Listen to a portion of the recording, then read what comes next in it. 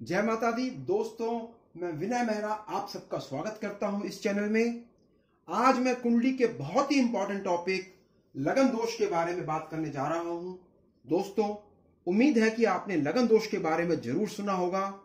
वास्तव में लगन दोष से पहले हम ये समझ लेते हैं कि लगन कुंडली में जो है वो विशेष महत्व रखता है।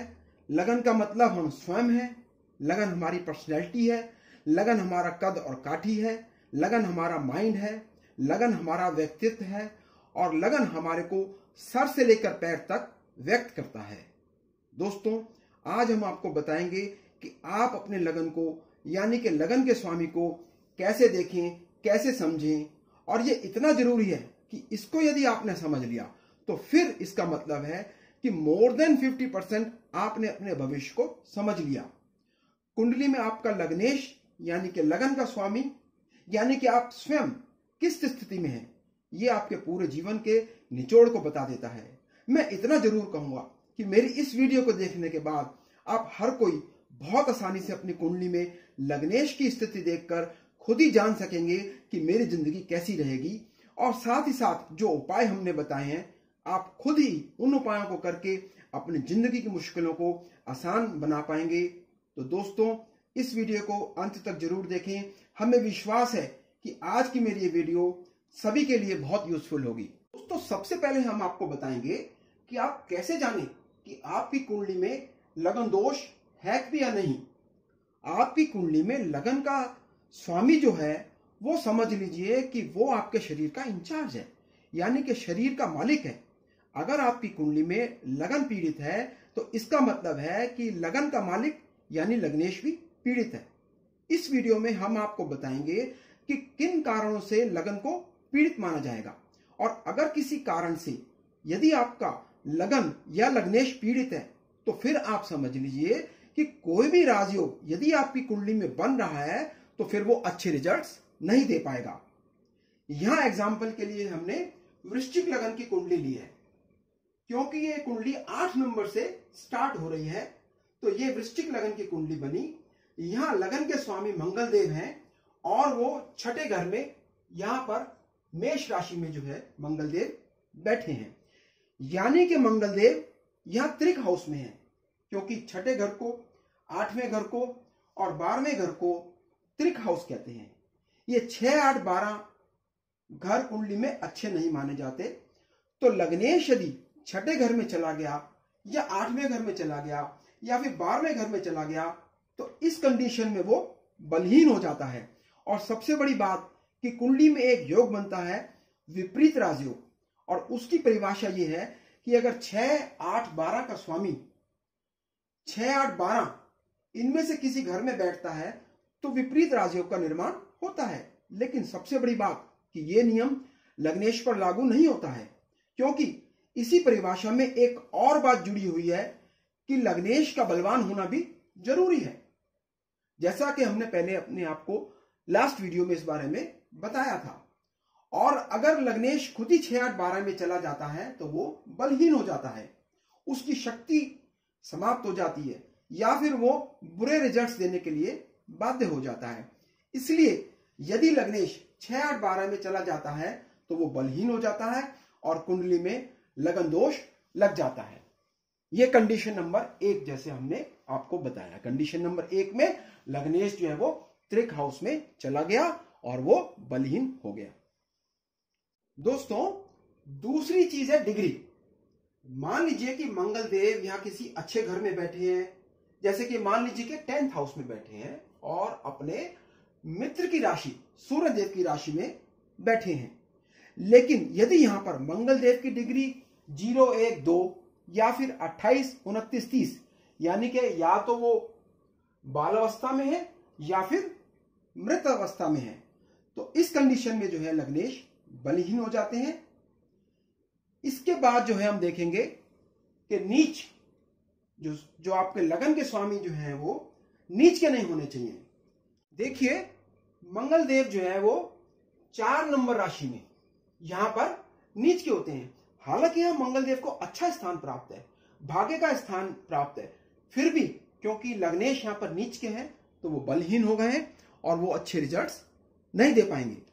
चौथी बात जो है वो, लग्नेश जो है वो अस्त ग्रह में नहीं आने चाहिए। लग्नेश अस्त नहीं होने चाहिए।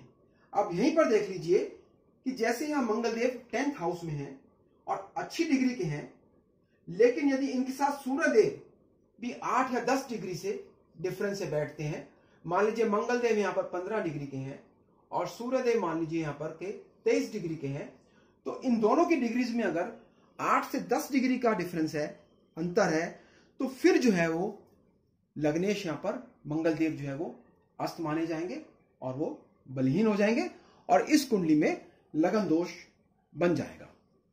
यहां पर 5वीं कंडीशन है शनिदेव की, और शनिदेव पर एक नियम लागू होता है कि शनिदेव अगर 6, 8, 12 में बैठ जाएं तो वो कुंडली को बल दे देते हैं। शनिदेव यहां पर अपनी दशा अंतरदशा में बुरे रिजल्ट्स देने के लिए बाध्य हो जाते हैं, लेकिन शारीरिक रूप से इस स्थिति में वो व्यक्ति को स्ट्रांग कर देते हैं और फिर इस व्यक्ति की काम करने की ऊर्जा शक्ति भी ज्यादा हो जाती है। और शनिदेव यदि 6, 8, 12 में लग्नेश होकर बैठते हैं तो वो कुंडली को बल दे देते हैं। क्यों? क्योंकि त्रिक भाव में शनिदेव का कनेक्शन भी है, क्योंकि जितने भी बुरे डिपार्टमेंट हैं वो शनिदेव के पास ही हैं और 6, 8, 12 जैसे कि हम आपको बता चुके हैं ये बुरे डिपार्टमेंट ही हैं। और हम ये कह सकते हैं कि शनिदेव जो है वो कारक ग्रहों में आने के कारण वो थोड़े से बलवान हो जाते हैं, लेकिन ये अपनी दशा अंतरदशा में बुरे रिजल्ट्स देने के लिए बाध्य होते हैं। इसके अलावा शनिदेव को छोड़कर कोई और ग्रह लग्नेश होकर 6, 8, 12 में चला जाता है तो वो बलहीन हो जाता है, शारीरिक रूप से भी वो कमजोर होगा। और अगर कोई अच्छे राजयोग फिर इस कुंडली में बनते भी हैं तो अच्छे रिजल्ट्स नहीं मिलेंगे, क्योंकि अगर शरीर ही साथ नहीं देगा तो अच्छे राजयोग के रिजल्ट्स व्यक्ति को नहीं मिल पाएंगे। तो लग्नेश 12वें हाउस में, जो कि खर्चों का घर, हॉस्पिटलाइजेशन का घर है, या फिर 8वें घर में जो कि मृत्यु तुल्य कष्ट देने वाला है, या फिर 6ठे घर में जो कि रोग ऋण दुर्घटना वाला घर है, तो फिर वो शारीरिक रूप से परेशान रहेगा। और इस कंडीशन में यदि कोई राजयोग कुंडली में है भी तो वो निष्फल ही माना जाएगा। अब हम बात करेंगे पापकत्री दोष की। अगर कुंडली में लग्नेश पापकत्री योग में फंस जाता है तो उसकी ताकत जो है वो समाप्त हो जाती है और वो बलहीन बन जाता है। यहां मान लीजिए कि इसी कुंडली में लग्नेश मंगलदेव जो है वो लगन में बैठे हैं और इस सेकंड हाउस में मान लीजिए कि आप शनिदेव हैं और 12वें हाउस में यहां मान लीजिए आप राहु देव हैं। तो इस स्थिति में लग्नेश को पापी ग्रहों शनि और राहु के बीच में होने के कारण, या कहिए शत्रु ग्रहों के बीच में होने के कारण पापकत्री दोष में माना जाएगा। और अगर यह स्थिति कुंडली के लग्नेश के किसी भी भाव पर यह स्थिति बनती है तो फिर लग्नेश जो है वो बलहीन हो जाएगा और इसकी अपनी शक्ति जो है वो समाप्त हो जाएगी और लगन दोष का निर्माण हो जाएगा। तो दोस्तों आप समझ लीजिए कि अगर लगन यानी कि लग्नेश 6, 8, 12 हाउसेस में बैठ जाए, या फिर लग्नेश 0, 1 डिग्री या 28, 29, 30 डिग्री का हो, या फिर लग्नेश नीच का हो, या फिर सूर्य के साथ लग्नेश जो है वो अस्त हो जाए, शनिदेव को आप छोड़ दीजिए 6, 8, 12 के लिए, या फिर समझ लीजिए कि कुंडली में जो है लग्नेश पापकत्री दोष में फंस जाए, तो उस केस में जो है आपका जो है लगन दोष निर्माण हो जाएगा कुंडली में। और अगर लगन दोष पड़ गया यानी कि इसका मतलब है कि आपका शरीर ही जो है वो कमजोर हो गया। तो अगर शरीर कमजोर हो गया तो आप जीवन में कोई भी बड़ा मुकाम नहीं हासिल कर पाएंगे, क्योंकि परिस्थितियां ऐसी बनेंगे कि आप वहां से पॉजिटिव बातों को नहीं निकाल पाएंगे। तो इसके लिए आपको इस प्रकार उपाय करने होंगे। ये 2 प्रकार के उपाय यहां हम आप कर सकते हैं। सबसे पहले हम बात करेंगे कि यदि लग्नेश त्रिक भाव में बैठ जाते हैं तो यहां ये केस थोड़ा कॉम्प्लिकेटेड हो जाता है। ये मैं यहां एक एग्जांपल लेकर बताता हूं। मंगल देव की एक राशि यहां लगन में है और दूसरी राशि यहां उनकी 6ठे घर में है। यहां मंगल देव जो है वो 6ठे घर में बैठे हैं, लेकिन लग्नेश पर जो है ये विपरीत राजयोग नियम लागू नहीं होता है। तो ये विपरीत राजयोग में नहीं आए। और यदि बुध देव जी जो यहाँ पे 8वें घर के स्वामी हैं, यहाँ 12वें घर में बैठते हैं, मान लीजिए कि यहाँ 8वें घर में बैठते हैं, या फिर मान लीजिए कि यहीं बैठते हैं बुधदेव जी, या फिर मान लीजिए कि बुधदेव जी यहाँ पर 6ठे घर में बैठते हैं, तो ये विपरीत राजयोग काम नहीं करेगा, क्योंकि यहाँ लग्नेश स्वयं ही बलहीन होकर 6ठे भाव में बैठे हैं। तो इस प्रकार इस कुंडली में बुध देवी विपरीत राजयोग नहीं बना पाएंगे। तो यहां पर केस कॉम्प्लिकेटेड है। यहां ना तो ये राजयोग काम करेगा और ना ही यहां मंगल देव पॉजिटिव रिजल्ट्स दे पाएंगे। लेकिन अगर आपने उपाय करके यहां लग्नेश को बलवान कर लिया तो बुध देव भी यहां पॉजिटिव रिजल्ट्स देने लग जाएंगे, जो विपरीत राजयोग यहां बना रहे हैं। तो आप यहां दो तरह से उपाय कर सकते हैं। एक उपाय है रतन का, स्टोन पहन सकते हैं, और दूसरा उपाय है बीज मंत्र का। प्रेजेंट सिचुएशन में अगर त्रिक भाव में आपके लग्नेश चले जाते हैं तो आपने सेकंड उपाय करना है। इसमें आपको ग्रह के बीज मंत्र का पाठ करना है और उस बीज मंत्र को सिद्ध कर लेना है।